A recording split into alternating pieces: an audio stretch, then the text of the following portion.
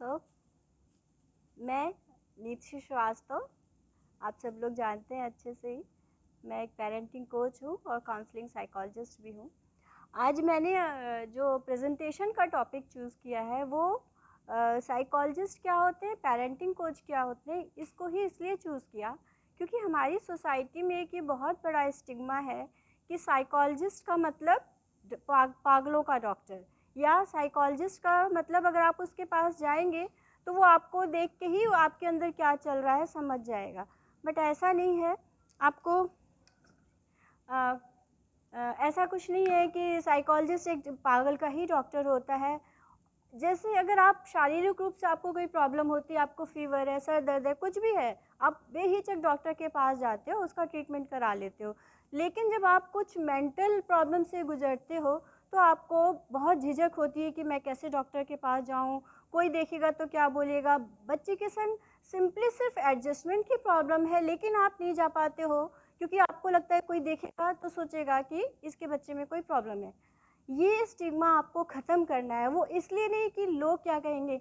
अगर आज मान लीजिए आपके बच्चे के बीच में कोई रिलेशन इशू है, आप तो दुनिया के चक्कर में नहीं जा रहे हैं, आपके बच्चे के संग रिलेशन ही ख़राब होता जा रहा है, तो उसको कौन झेलेगा? आप झेलोगे। तो बेस्ट है कि आप शुरू में ही उसका निदान कर लो। अपने अपने लव बीइंग के संग अपने अच्छे रिलेशन बनाओ। अपने खुद की वेल बीइंग के लिए अपना अगर ज़रूरत पड़े तो बेहिचक साइकोलॉजिस्ट के पास जाइए। साइकोलॉजिस्ट सिर्फ मेडिसिन नहीं देते, मेडिसिन साइकेट्रिस्ट देते हैं। वो सिंपली आपको टॉक थेरेपी के द्वारा समझाते हैं और बहुत सारी जो टेक्निक्स हैं उनको यूज़ करके, थेरेपीज़ को यूज़ करके आपको ठीक करते हैं। तो ये मेरा इसलिए साइकोलॉजिस्ट का। अब काउंसलिंग क्या होती है? सिंपली काउंसलिंग एक प्रोसेस है जिसमें एक ट्रेंड प्रोफेशनल होता है, जिसके पास कोई भी इंडिविजुअल, कपल या फैमिली के लोग जाते हैं और वो अपनी टेक्निक्स के द्वारा, अपने टेस्ट के द्वारा, जो भी उसको थेरेपी यूज़ करनी है उसके द्वारा उनके प्रॉब्लम को सॉल्व करते हैं। सिंपल ये काउंसलिंग होती है। अब आते हैं काउंसलिंग साइकोलॉजिस्ट क्या होते हैं। वो काफ़ी कुछ मैंने बता ही दिया। काउंसलिंग साइकोलॉजिस्ट जब आप उनके पास जाते हैं, होता क्या है कि अगर मान लीजिए आपको थोड़ा ही इशू है, जैसे आपको कोई फिज़िकल प्रॉब्लम है, अगर छोटी सी है, आपने तुरंत उसका ट्रीटमेंट ले लिया तो आप ठीक हो जाओगे। अगर आप उसको लिंगर ऑन करोगे तो धीरे धीरे धीरे वो क्रॉनिक होगा, फिर आपको ज़बरदस्त ट्रीटमेंट लेना पड़ेगा, खर्चा और सब कुछ, आप शारीरिक तकलीफ़ें अलग झेलोगे। उसी तरह मेंटल के संग होता है। अगर आप शुरू में ही चले जाओ साइकोलॉजिस्ट के पास तो आपको साइकेट्रिस्ट के पास जाने की ज़रूरत ही नहीं पड़ेगी। क्यों? कि जब आप साइकोलॉजिस्ट के पास जाते हो तो वो आपको समझते हैं और जब आपके संग वो बातचीत करते हैं उससे वो ये फाइंड आउट करते हैं। जो साइकोलॉजिस्ट होते हैं उनके पास बहुत से टूल्स होते हैं, बहुत से टेस्ट होते हैं जिसके थ्रू वो आपके लेवल को पता करते हैं कि आपका जो प्रॉब्लम है माइल्ड लेवल का है, मॉडरेट लेवल का है या सीवियर का है। अगर माइल्ड मॉडरेट में है तो आप बातों के द्वारा ही ठीक हो जाओगे, कोई मेडिसिन की ज़रूरत नहीं है। लेकिन अगर प्रॉब्लम सीवियर लेवल पे चली गई है देन साइकेट्रिस्ट की ज़रूरत पड़ती है। और साइकेट्रिस्ट एक मेडिकल डॉक्टर होता है, एमडी होता है, वो मेडिसिन प्रिस्क्राइब करता है। मेडिसिन साइकोलॉजिस्ट कभी नहीं देता है, ना ही वो दे सकता है। मेडिसिन साइकेट्रिस्ट ही देता है, लेकिन उस मेडिसिन के साथ साथ आपको काउंसलिंग भी बहुत ज़रूरी पड़ेगी। मेडिसिन सिर्फ मेडिसिन से नहीं होता है, मेडिसिन के संग काउंसलिंग भी चलेगी तो और जल्दी आपको असर आएगा। तो ये होते हैं साइकोलॉजिस्ट। और बहुत ही इम्पॉर्टेंट चीज़ होती है कॉन्फिडेंशियलिटी। साइकोलॉजिस्ट का जो हमारा पेशा है इसमें कॉन्फिडेंशियलिटी बहुत ही ज़रूरी है और मैं बिल्कुल बहुत ही इसमें बिलीव करती हूँ। मेरा क्लाइंट जो भी मुझसे बात करेगा वो सिर्फ मेरे और उसके बीच में रहेगा। जब तक उसका कंसर्न नहीं होगा तब तक मैं किसी थर्ड पर्सन को नहीं बता सकती हूँ। इवन हर साइकोलॉजिस्ट यही करता है।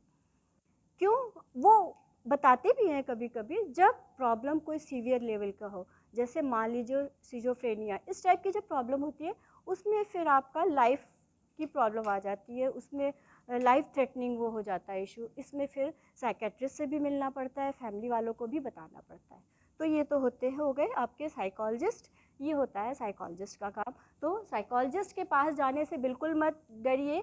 थोड़ी प्रॉब्लम है, जब आपको ज़रा सी भी फीलिंग हो रही है कि मैं इस प्रॉब्लम को नहीं सॉल्व कर पा रहा हूँ या कर पा रही हूँ, तुरंत मिलिए, दुनिया की मत सोचिए, दुनिया का काम खाली बोलना है, आपको अपना देखना है, अपने बच्चों को, अपनी फैमिली को देखना है। टाइप्स ऑफ काउंसलिंग किस तरह की होती है? Relationship, marriage, vocational career, family therapy, trauma, drug and alcohol, rehabilitation, student, grief and loss, depression, anxiety. इसको बहुत डिटेल में नहीं बता रहे क्योंकि टाइम इतना नहीं है। अब आते हैं पेरेंटिंग। ये तो था साइकोलॉजिस्ट का, मेंटल बीइंग का जो भी है वो इशू। अब आते हैं पेरेंटिंग पे। पेरेंटिंग बहुत ही चैलेंजिंग जॉब है। पहले थोड़ा पेरेंटिंग इजी होती थी क्योंकि जॉइंट फैमिलीज़ होती थी, घर में बड़े होते थे, समझाते थे, बताते। आज न्यूक्लियर फैमिलीज़ हो चुकी हैं और दोनों ही पेरेंट्स जो होते हैं वर्किंग होते हैं। उस केस में फिर दोनों को ही उतना टाइम नहीं मिलता है कि हम बच्चों के संग बात करें, और अक्सर आप नए नए पेरेंट्स बने होते हैं तो आपको आइडिया भी नहीं होता है कि कैसे ट्रीट करें। तो उस केस में अगर आपको दिक्कत आ रही है तो आप पेरेंटिंग कोच से मिलिए, बहुत ज़रूरी है। अगर आप एक अच्छा ह्यूमन बीइंग बनाना चाहते हैं, कोई भी पेरेंट होता है वो ये फर्स्ट उसकी ये चाहत होती है कि मेरा बच्चा एक अच्छा इंसान बने। वो भले आगे जाके IITN MBBS ना भी कर पाए, लेकिन वो ह्यूमन बीइंग बहुत अच्छा होना चाहिए। हर इंसान चाहता है कि उसके अंदर, बच्चे के अंदर सारी अच्छी क्वालिटीज़ हों।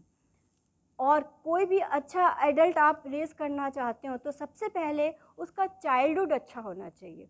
जैसे कोई जब बिल्डिंग बनाता है तो उसके बाद सबसे पहले उसकी फाउंडेशन बहुत स्ट्रांग होनी चाहिए।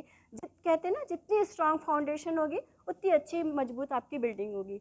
सेम अप्लाई होता है ह्यूमन बीइंग के साथ। जितना अच्छा बच्चे का चाइल्ड, जो आप उसको लव, रिस्पेक्ट सब दोगे, सेम उसके अंदर इनकलकेट होगा और वो अच्छा इंसान बनेगा। पेरेंटिंग कोच क्या होते हैं? बस वही बात है कि पेरेंटिंग कोच आपके बच्चे के बीच में, क्योंकि पेरेंटिंग कोच की कब ज़रूरत पड़ी? जब कोई प्रॉब्लम आएगी, ऐसे तो नहीं आप जाओगे, या आपको समझ नहीं पा रहे हो तभी आप जाओगे। तो वो उसका काम होता है आपके और आपके बीच, बच्चे के बीच में क्या स्ट्रेंथ है, क्या वीकनेस है, उसको फाइंड आउट करता है। उसके पास इतने टूल्स, टेक्निक्स वगैरह होते हैं जिनके ज़रिए वो सारी चीज़ें एनालिसिस करता है और आपको बताता है, और आप दोनों का रिलेशन अच्छा बनाता है और एक अच्छा एडल्ट बनता है आगे जाके। Why do you need a parenting coach? Parenting coach की ज़रूरत क्यों है? क्यों? सबसे पहले behaviour correction. Parenting coach basically parents के लिए होता है, लेकिन चूँकि यहाँ पे बच्चे भी हैं तो दोनों को वो करते हैं। बिहेवियर करेक्शन पेरेंट्स का भी और बच्चे का भी, क्योंकि जैसे बच्चा आता है तो बहुत सारी प्रॉब्लम्स आती हैं। बच्चे के टेंट्रम, पीयर प्रेशर, एक दो बच्चे हैं तो सिबलिंग की राइवलरी, इन सब चीज़ों में बहुत दिक्कत होती है। बिहेवियर माँ बाप का भी गड़बड़ होता है, बच्चे का भी गड़बड़ होता है। उसके करेक्शन के लिए अच्छा रैपो बने, आपको पेरेंटिंग कोच की ज़रूरत है। स्ट्रेस मैनेजमेंट, एज़ यूजुअल घर में आप नहीं एडजस्ट कर पा रहे हो बच्चों के संग, हर समय कुछ ना कुछ टेंशन, तो अंडरस्टूड है, स्ट्रेस होएगा। उसके लिए आप ले सकते हैं पेरेंटिंग के कोच को। बेस्ट पेरेंटिंग स्टाइल, एक पेरेंटिंग कोच बताता है कि क्या पेरेंटिंग स्टाइल बेस्ट होती है। 4 तरीके की पेरेंटिंग स्टाइल होती हैं: authoritarian, authoritative, permissive and uninvolved parenting. ये एक पेरेंटिंग कोच बताएगा क्या होता है इसमें। फॉस्टर डेवलपमेंट, बच्चा कैसे अच्छे से अच्छा डेवलप करे, कैसे पीयर प्रेशर को झेले, बुलिंग को झेले। बच्चे बहुत जल्दी सब्सटेंस अब्यूज़, अल्कोहल अब्यूज़ में इन्वॉल्व हो जाते हैं जब वो एडोलसेंट एज में जाते हैं, उन सबको कैसे हैंडल करें। ट्रांजिशन और क्राइसिस, पेरेंट्स अक्सर जिस उस घर में जहाँ डाइवोर्स हो रहा है, सेपरेशन हुआ, या लव्ड वन को खो रहे हैं, तो भी क्राइसिस होते हैं, उनको हैंडल करना। क्वेश्चनिंग ऑन पेरेंट, बहुत से पेरेंट्स हैं वो समझ नहीं पाते हैं क्या करें, तो पेरेंटिंग से रिलेटेड जो भी आपको क्वेश्चन आ रहा है वो पेरेंटिंग कोच से आप पूछ सकते हैं और अपना प्रॉब्लम सॉल्व कर सकते हैं। ईटिंग डिसऑर्डर इस समय बहुत बड़ी प्रॉब्लम हो रही है, और स्पेशली एडल्ट और जो एडोलसेंस गर्ल होती है। ईटिंग डिसऑर्डर भी 3 तरीके की होती है: एनोरेक्सिया नर्वोसा, बुलिमिया नर्वोसा और बिंज ईटिंग। तो 3 तरीके, इसमें भी वो आपकी पूरी हेल्प करते हैं। अब मैं सिर्फ 3 टिप्स पेरेंटिंग की बताऊंगी और 3 टिप्स मेंटल हेल्थ की बताऊंगी, जिसको आप थोड़ा भी कर लेंगे तो काफ़ी कुछ आपको सही रहेगा। तो नंबर 1 है, you are the role model of your child. आप ही अपने बच्चे के रोल मॉडल हैं। क्यों? क्योंकि जब बच्चा जन्म लेता है तो सबसे पहले वो आपको देखता है, आप ही की एक्टिविटीज़ को देखता है, तो वो उसी को कॉपी करता है। और इवन शुरू के 5 साल तक तो पूरा इम्पैक्ट उसके ऊपर आपका ही होता है। तो आप जो जो चीज़ अपने बच्चे में डालना चाहते हैं वो अपने में डालिए। जैसे अगर आप कैसे स्ट्रेस को मैनेज कर रहे हैं, आप कैसे बड़ों के संग बिहेव कर रहे हैं, आप अपने एंगर को कैसे मैनेज कर रहे हैं, ये सब चीज़ उसके सामने जब वो बच्चा सुनता नहीं है, बच्चा देखता है, वो देखेगा तो वो धीरे धीरे वैसा बनेगा। Number 1। Number 2, minimum 6 hugs a day. 6 hugs मतलब एक फ़िज़िकल टच। जो बच्चा होता है उसको फ़िज़िकल टच, सिर्फ बच्चा नहीं, आप देखिए आपस में भी, फैमिली में फ़िज़िकल टच आप किसी को भी दीजिए, गुस्सा भी है आप उसको एक बार हग कीजिए, वो थोड़ी देर के एकदम शांत हो जाता है। तो फ़िज़िकल टच तो सभी को अच्छा लगता है, बच्चे तो आपके हैं, उन्हें तो और ही अच्छा लगता है। सुबह मॉर्निंग में उठा, जब उसको उठाइए, हमेशा बच्चे को जब भी उठाओ सुबह प्यार से ही उठाओ, ये नहीं कि डांटना शुरू कर दिया। बहुत से घर में होता है ना, उठ नहीं रहा है ये वो पटाख, वो सब नहीं करना चाहिए, प्यार से उठाओ। और स्कूल जा रहा है, अच्छे से हगी किया, स्कूल से आया तो उससे पूछा भैया कैसा था दिन, और उसके मन की चीज़ उस दी, जो भी किया। Never compare your child to anybody even his her sibling. अपने बच्चे को किसी से भी कंपेयर नहीं कीजिए, चाहे वो उसका भाई ही बहन ही क्यों ना हो। आप सोचिए अगर आपका बच्चा आपसे बोले कि पापा, उसके पापा तो आपसे अच्छे हैं, या उसके पापा के अंदर ये क्वालिटी है, या मम्मा उसकी मम्मा तो ये बनाती है वो बनाती है, आपको बुरा लगेगा, क्योंकि वो बच्चा दूसरे पेरेंट्स से आपको कंपेयर कर रहा है, तो आपको बुरा लगेगा। उसी तरह आप भी बच्चे को मत कीजिए कंपेयर, नहीं तो उसको बुरा लगेगा। 3 tips for good mental health. Be physically active. Physically active रहिए। सबसे ज़्यादा ज़रूरी है मॉर्निंग रूटीन। मॉर्निंग में जिसको बहुत देर भी सोने की आदत है तो कम से कम 6 बजे उठ जाओ। ऑफिस जाने वाला है, स्कूल जाने वाला है, तो किसी भी तरह तुम्हें उठना ही पड़ेगा 6 बजे। कोशिश करो धीरे धीरे और टाइम रिड्यूस करो, 5:30 पे उठ जाओ। अपनी मॉर्निंग रूटीन करके मिनिमम, बहुत टाइम नहीं है तो 10 मिनट की ही वॉक कर लो, सिर्फ प्राणायाम कर लो, that is sufficient for all day. ये तो yoga. Keeping in touch with friends and love once.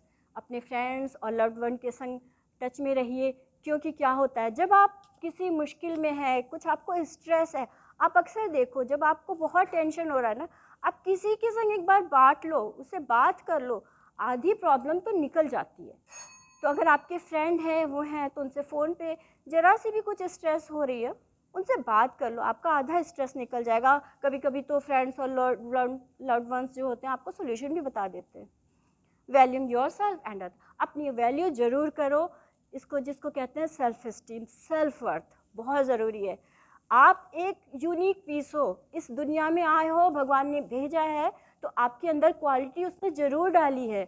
अगर आपके अंदर कमियां हैं तो आपके अंदर अच्छाइयाँ 100% है, तो उसको देखो और समझो आई एम द बेस्ट, और मैं भी बेस्ट हूँ। खत्म।